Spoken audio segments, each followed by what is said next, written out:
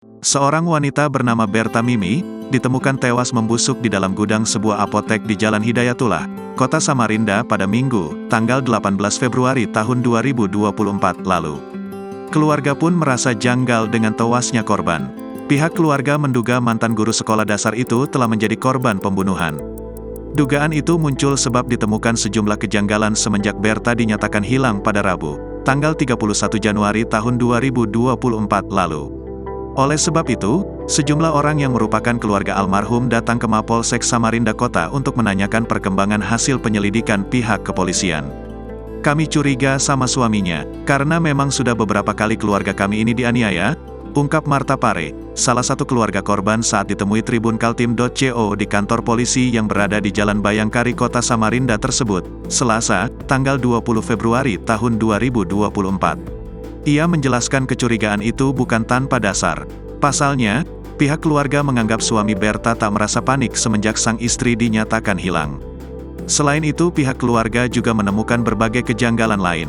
Sebelum dinyatakan hilang, berdasarkan rekaman CCTV, almarhumah sempat melakukan kontrol ke RSJD Atma Husada Samarinda pada Rabu, tanggal 31 Februari tahun 2024, dengan ditemani sang suami.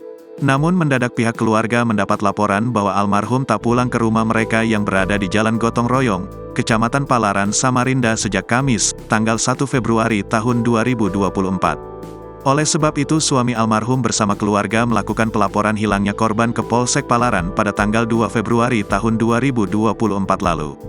Polisi pun melakukan pelacakan ponsel korban. Saat itu handphone korban dinyatakan masih aktif dengan titik akhir berada di Jalan Aminah Syukur. Oleh karena itu Polsek Palaran mengarahkan kami untuk laporan kehilangannya ke Polsek Kota, kata Marta. Pihaknya sempat mencari keberadaan Berta di titik yang dimaksud, namun tidak membuahkan hasil sampai ponsel almarhum tak lagi aktif dan justru ditemukan meninggal dunia di seputaran lokasi pencarian. Setelah jasad Berta ditemukan, polisi akhirnya memanggil suami almarhum untuk dimintai keterangan. Disitulah pihak keluarga baru mengetahui bahwa ternyata suami almarhum bekerja di sebuah kantor yang berada di Jalan Aminah Syukur. Tapi kenapa saat kami laporan kehilangan, suami almarhum tidak memberitahu kami kalau dia kerja di sana?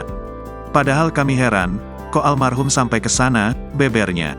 Tidak hanya itu, meski kepolisian mengatakan tidak ada tanda-tanda kekerasan pada tubuh korban, namun pihak keluarga mengklaim menemukan fakta yang berbeda. Mereka menemukan memar dan luka pada pipi, bibir atas, pelipis kiri, dahi kanan, dan kepala bagian belakang korban. Terdapat juga bekas jeratan tali di tangan dan kaki korban. Makanya kemarin kami bersikeras minta jasad almarhumah diautopsi, imbuhnya. Selain itu mereka juga menemukan sejumlah barang tak biasa di dalam jok motor suami Berta. Seperti palu-palu, kain dan senjata tajam. Download Tribun X sekarang. Menghadirkan lokal menjadi Indonesia.